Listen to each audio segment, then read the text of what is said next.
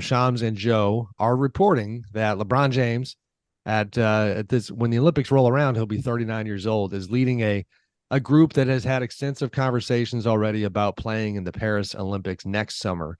That group includes Stephen Curry, Kevin Durant, Anthony Davis, Jason Tatum, Draymond Green.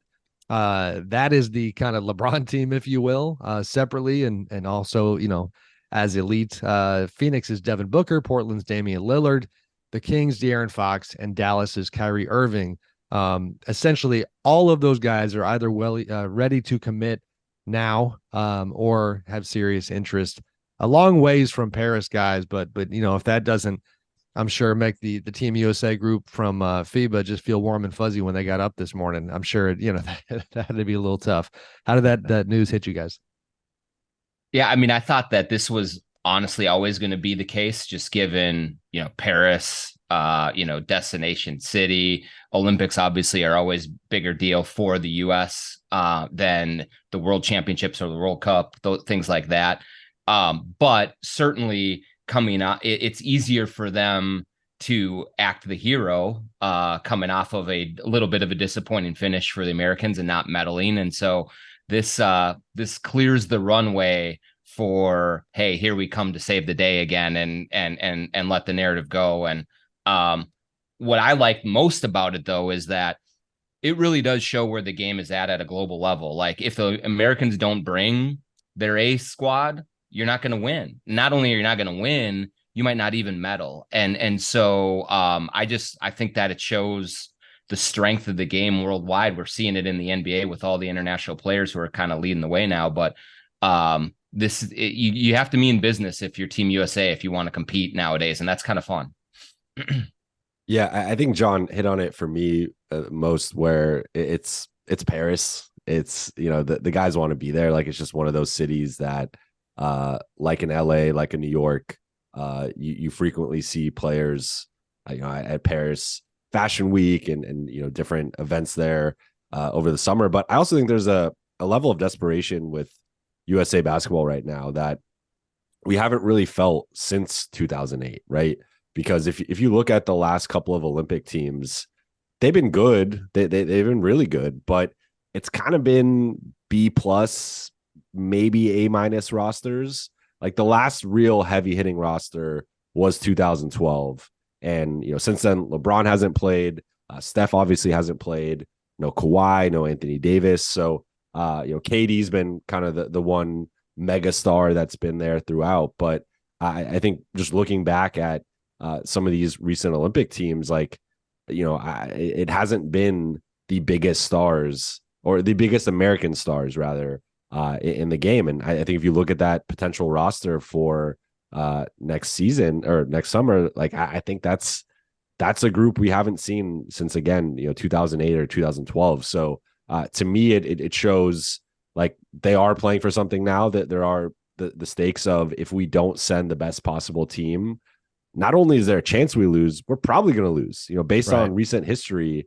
If they don't have the best, roster possible, they're probably going to lose. So I think, Team USA has kind of been humbled in a way that I don't think they had been really in almost a decade. No, I agree with all that. And to give quick context for folks who kind of just loosely follow the international stuff, everybody knows that Team USA is expected to win gold, but that has obviously not been the case on the FIBA side every time out. On the Olympic side, you're talking 4 straight golds in the Olympics. The bronze in 2004 in Athens, where they famously, that sparked the Redeem team, in Beijing 4 years later. But it's 7 out of the last 8 gold for Team USA, a bronze in 88, way back when.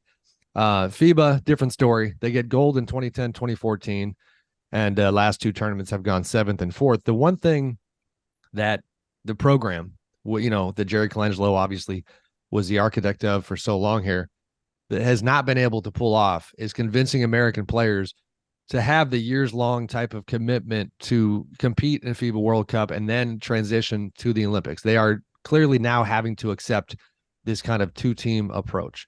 I think it makes for intrigue next summer when all of these future Hall of Famers might get together. Although, Jovan, is a quick aside, this made me laugh. You mentioned the Paris kind of factor and players being excited about playing in Paris. Shout out, I'm pretty sure this was Joe's paragraph from his piece today. Joe writes, he said, let me find it here. It says, finally, the first part of the Olympic basketball tournament is not in Paris.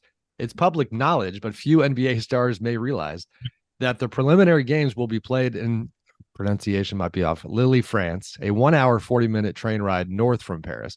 Medal rounds are in Paris, but his general point I thought landed, that the idea that it's like, man, we get to go hoop and, kind of reestablish global domination after this abomination and then go live it up in Paris. Like, no, you're gonna be on a train, a lot, or just staying out there for the opening rounds. But it's intriguing. The part that also hit me when this news landed, and I think, John, you certainly can relate in terms of our careers and our timelines are kind of similar.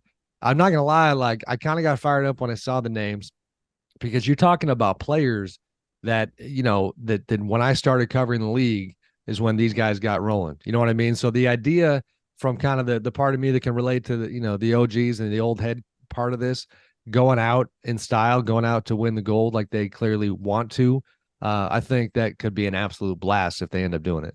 Yeah, I think that's one other thing I wanted to hit on, is that there is the time element of this. I mean, LeBron, like you said, is going to be 39.